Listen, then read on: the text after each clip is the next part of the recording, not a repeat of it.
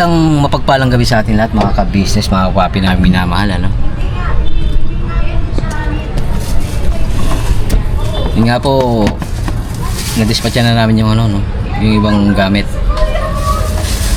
ni Kamarigoy. Pero nandito na po kami ngayon sa lamay ng aking kuya. yun. Yun nga po, kung inyo pong narinig nung birthday ni nanay, nag-condolence po si nanay. Ganon din po si Ate KB at ang buong ka-business family, ano? Sila Boss Day, Papa Din, sila Kuis. Kaya bago pumunta ng Laguna, makikiramay po muna. Oo, kasi yung iba yung taga Laguna na nawala, iba din yung dito sa Bulacan na po. Yes So, po. bali dalawang kapamilya namin yung nawala. Ayun, kaya sa mga ibang hindi ako nakapunta, sa birthday ni Budang tsaka ni Nanay KB. Opo, nung birthday ni Budang, ni Famous Budang Official, tsaka ni Nanay KB, no? At yun nga, naiintindihan naman po ng Famous Budang, ni Famous Budang, tsaka ni Nanay KB, no? At yun nga, sinabihan din siya na, nag-message din si Nanay kay Kamarigoy na tatagan daw. Tatagan niya lang, ganyan talaga ang buhay.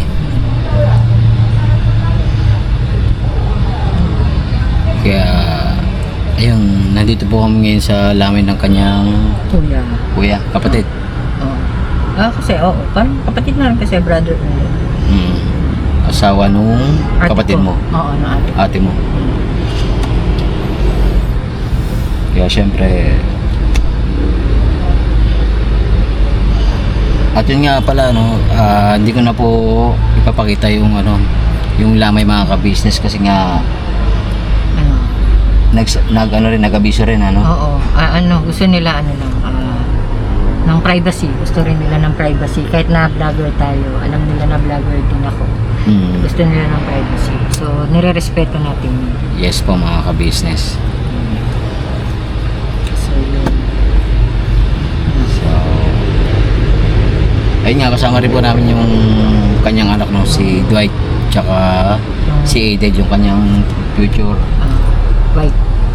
wife. So, yun. Grabe. Kung okay lang, no?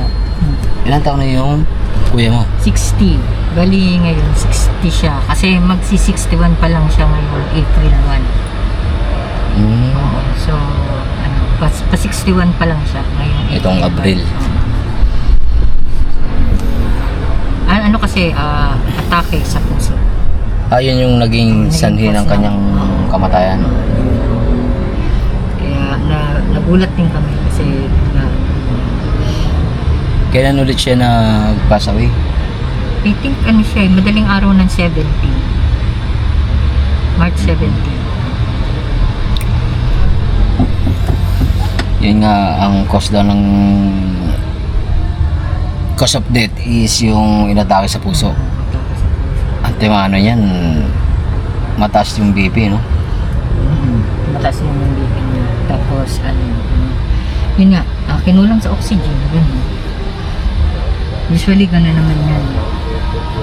Tsaka, kasi yung iba niyan, kung bakit namamatay ng tungkol sa atake is yung mahilig kumain ng mga matataba, mga ganun. Pero excuse mo na pag buti. May kumakaway sa akin, tinatawag ako. Alright lang. Kasi hindi rin naman tayo masyadong kasi sobrang pagod din tayo eh. Tsaka Apo. alam mo naman din ako madali din akong di ba? Pagka Apo, gawa ng mahiga nga po mga ka-business. Asthma. Pag sobrang pagod at puyat din rin ako eh. Kaya, Mahirap na. Kaya alam din naman ng pamilya ko yun. Kaya kinakawayan kasi ko nung pamangkin ko. So, excuse muna. May sasabihin. Alright. So, back turn ka na lang. Sama kita sa loob. Okay lang. Syempre syempre respeto po sa family ni Kamarigoy.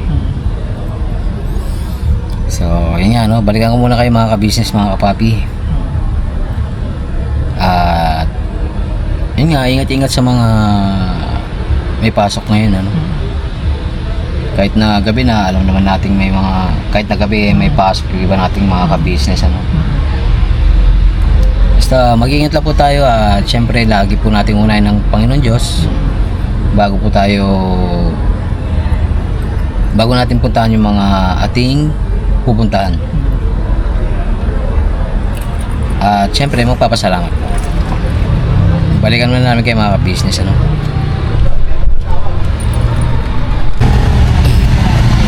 So yun nga mga ka-business, nagbabalik po ang inyong abang lingkod, no. At ito nga,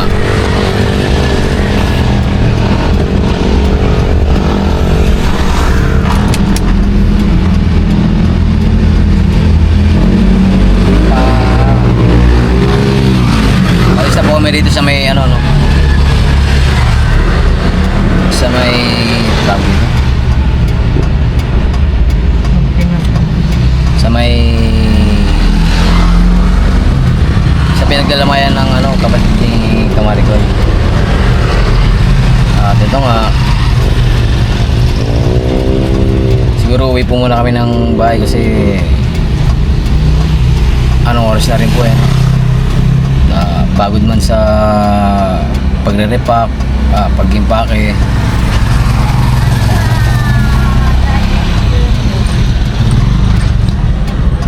Basta antabayan nyo muna mga ka-business, mga papi.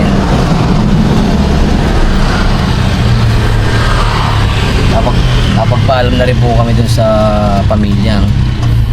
Sa pamilya ni Kamarigoy na naiwan.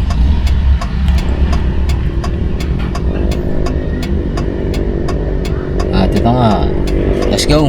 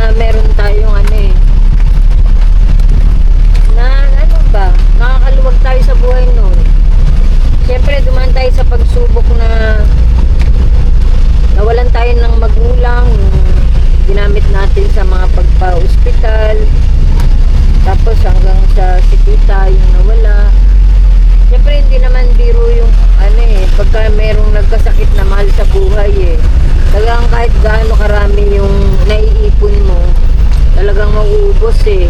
Kapag sa ganung sakit talaga So meron namang naiwan na pwede nga nating na ibenta kasi hindi naman na natin kailangan ng ganung kalaking property. Pero hindi naman ganun hindi naman ganun ka-simple na magbenta ng property ngayon. Lalo na kung sa malaking halaga ang pinag-uusapan eh. So, kaya dumadaan tayo ngayon sa ganitong pagsubok na pilit nagsusurvive.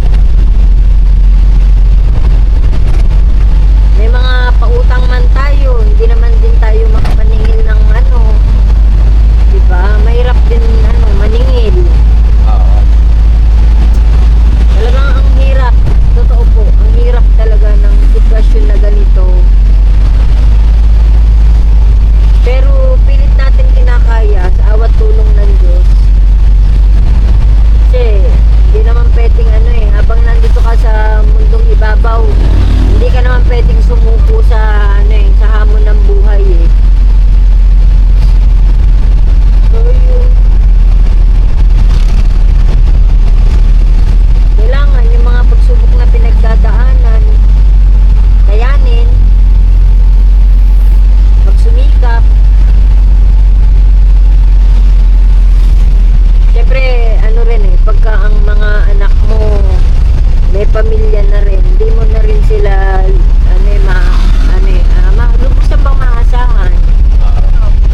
Tsaka hindi rin ako nasanay na umaasa ako sa mga anak ko. Mulat na kasi yun nga ang mga panahon na yun minsan ikaw pa nga yung yung nakakatulong.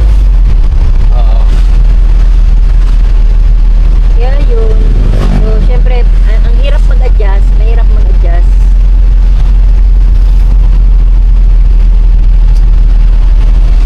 Pero ito tayo ngayon sa realidad ba?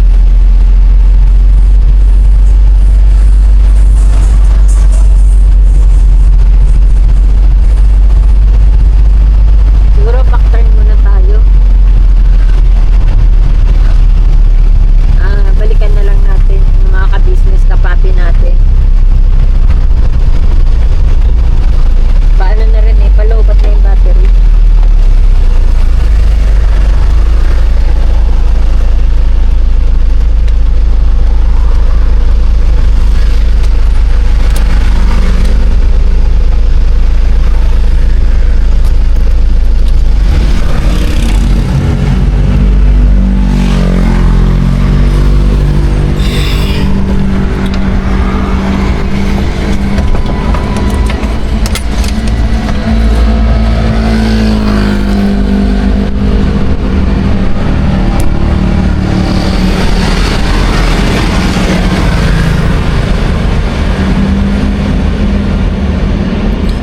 So yun nga mga ka-business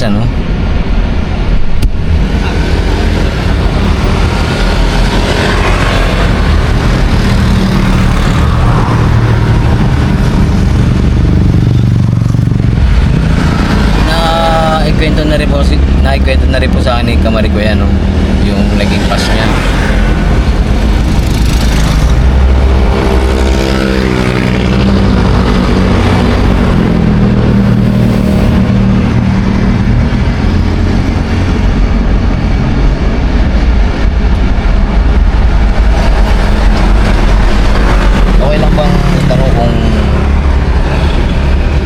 Paano ka nakaka-survive nung nandito ka sa Inupa, May mga tumutulong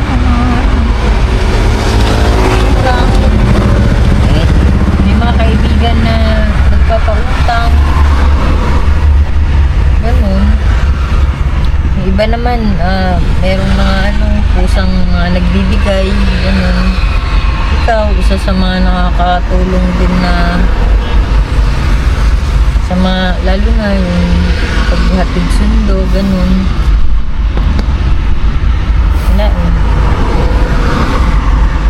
Hindi ko rin ina-expect na aabot ako sa ganitong situation. na kapag ka pala sakit talaga ang tumama sa tao, kahit na anong dami ng pera mo, talagang mamumulubi ka, totoo yun. Ito yung na-experience ko ngayon, tapos di ka pa nga nakaka-move on na may mga nawalang kapamilya. Ito na naman, may mga dumating na naman panibagong mga pagsubok. Hirap.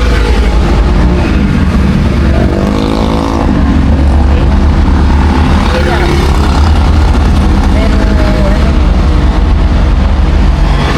ko alam kung hanggang kailan ko kakayanin yung mga pagsubok.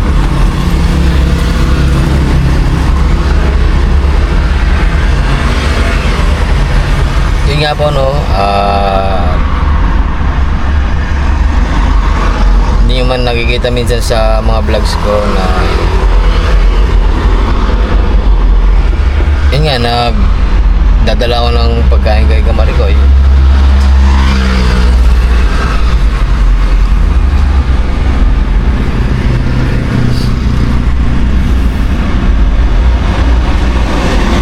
Grabe, hindi niya lubos maisip na Dahil sa totoo lang, di ba, nung matagal na akong subscriber no? Kumbaga, naging sponsor na rin ako sa mga cakes, di ba, sa mga pagtulong din, nandun din ako lagi. Kumbaga, nandun tayo tayo yung nagbibigay yung mga panahon na. Hindi natin sinasabi na para meron tayong ibig sabihin or sineshare lang natin. Yes po. Oo. Pawang katotohanan lang mga ka-business. Na, alam nyo naman, di ba, na isa ka rin sa mga na-sponsoran ko yung mga panahon na talagang nakakaluwag pa sa buhay. At sa akin kasi ganun kapag may lumapit na tao sa akin na talagang nangangailangan or may mga okasyon, basta giver po talaga ako. Ganun. Well, hindi ko inaalintana yung ganung siguro may talaga nasa tao lang din talaga kung talaga yung ugali mo, yung likas mo na hindi ka madami. Oo. Ganun. Pero wala naman po regret sa lahat ng mga ginawa kong kabutihan kasi yun yung puso ko sa ngayon lang syempre na syempre dahil di ba, naging kapartner po natin si Kagwang Movie. Syempre na i-share lang po natin yung situation natin.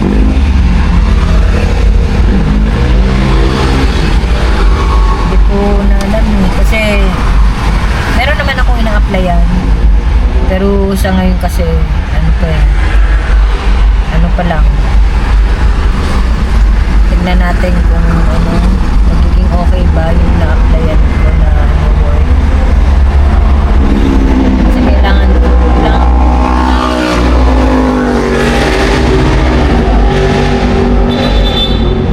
para buhayin ko rin yung sarili ko. Kasi wala kumbaga yung mga material na bagay sa akin na yung iba mga naisanla ko na, naibenta ko na dahil nga sa kakampusan nun, dahil kailangan sa hospital Sa pang-araw-araw. tsaka sa pang-araw-araw, syempre yung mga kailangan actually nga yung mga iba narimata na hindi, kasi sa rin yung alam mo yun na nasanay din ako sa pagtulong. Yung alam kong parang ako mas meron ako, i-share ko rin sa mga nangangailangan.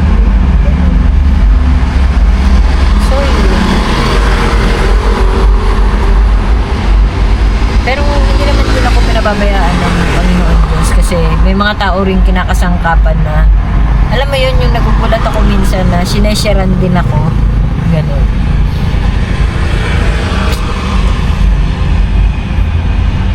Basta ako nananalig at nagtitiwala ako sa ating Panginoon Diyos na hindi niya ako papabayaan sa sitwasyon ganito, na sinusubok niya lang ako at kapag napagtagumpayan ko itong pagsubok na to, alam ko may ibibigay siyang biyaya sa atin.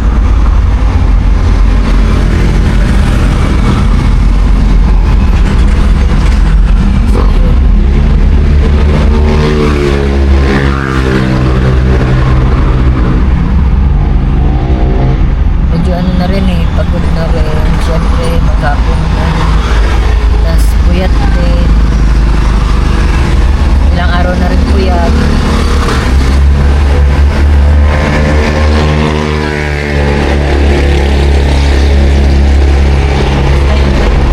Nagpapasalamat sila yung lahat. At syempre, kumikilos din tayo, gumagawa tayo ng paraan.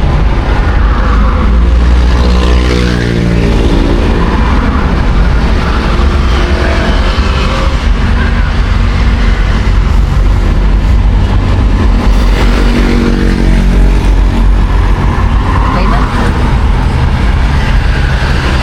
So yun nga mga ka-business, ano,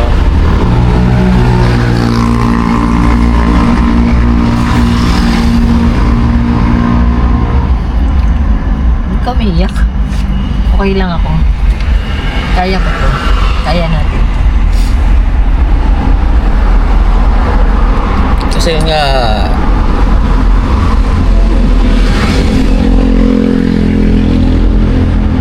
yun ang inisip ko.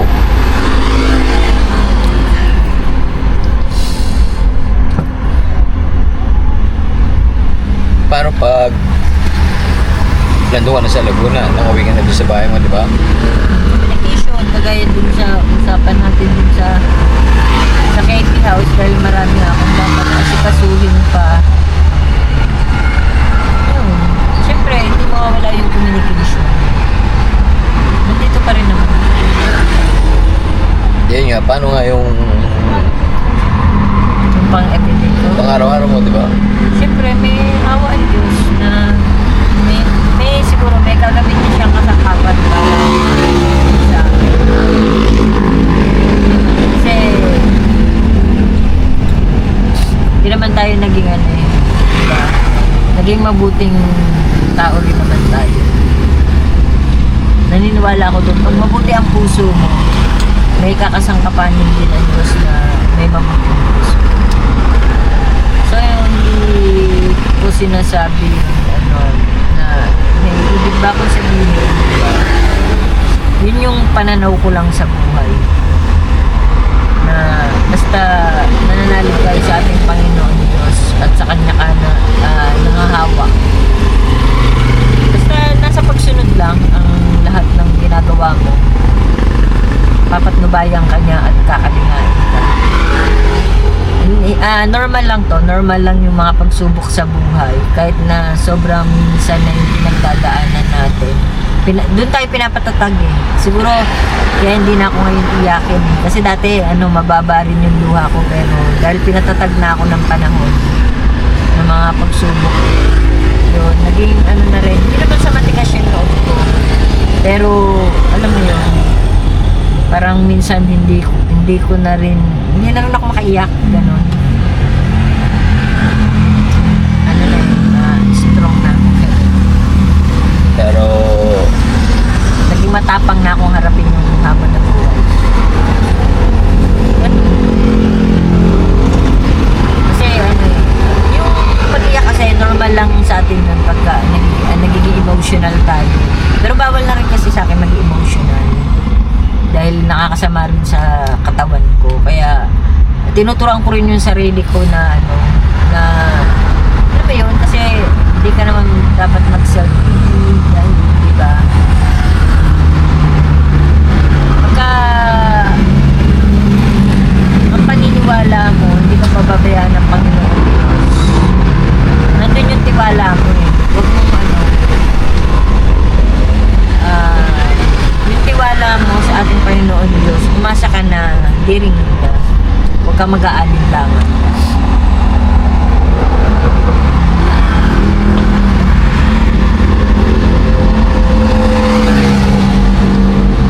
Siguro need na rin nating relax.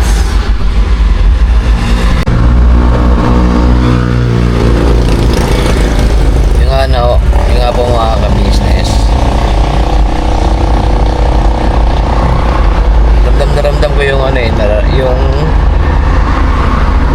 ex ni Kamarigoy.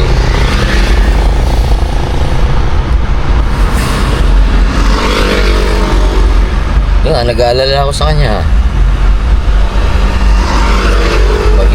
Mag-isa lang siya dun sa bahay niya.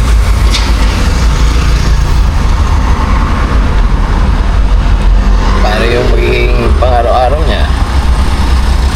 Hindi katulad ng nandito lang siya sa malapit sa akin, no?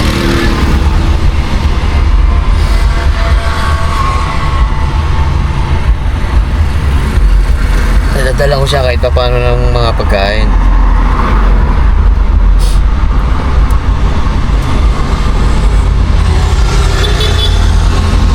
Alam niyo mga ka-business,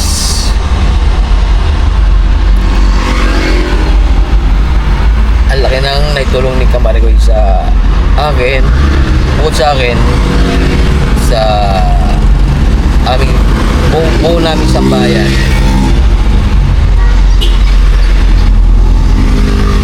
Hindi ko man po binablog yun, pero totoo yung sinasabi ko.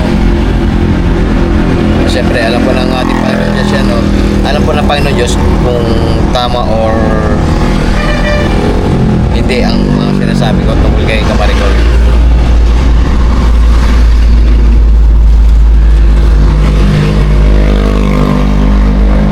Kaya sa mga nagsasabi na ano, no? Sa mga comment section,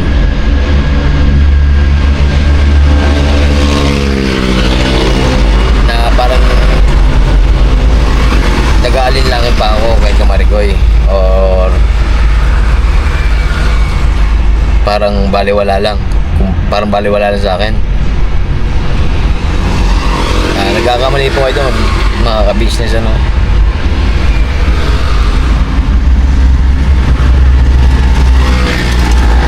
Pero paglilinaw lang, mga ka-business, paglilinaw lang po, ano.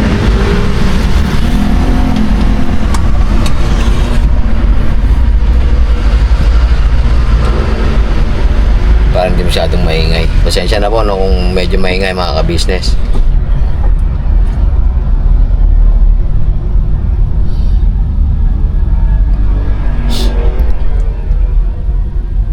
Yung ano, yung reaction ko nung sa ano, sa vlog ni Kuya Ka-Business, no.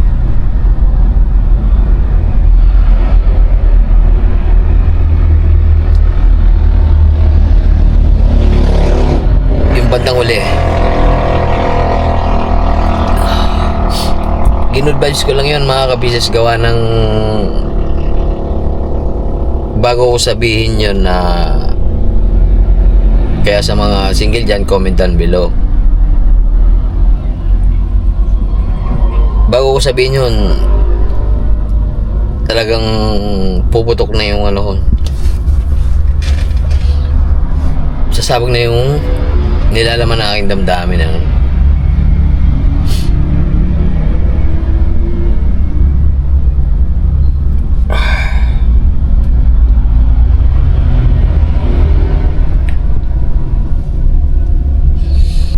Pasensya na po, nag-overheat po yung camera, no. Basta ito lang po yung masasabi ko kay Kamarigoy. Ay, ito lang ako. Magpuntakan na lang muna tayo sa Messenger o sa text or what, tawagan.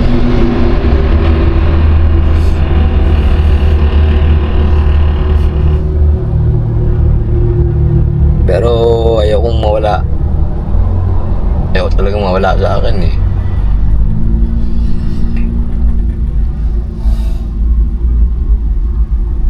Kaso kailangan tayong sumunod.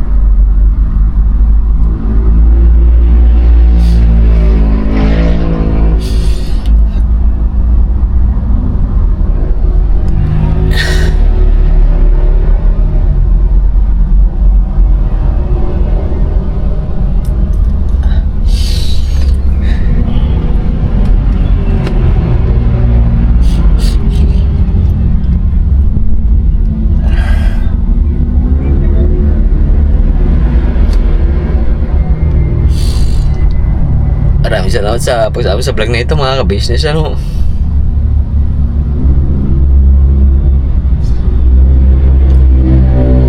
Maraming salamat sa walang sa support na binibigay nyo sa ka-business official Papa Dins TV, ka-business family.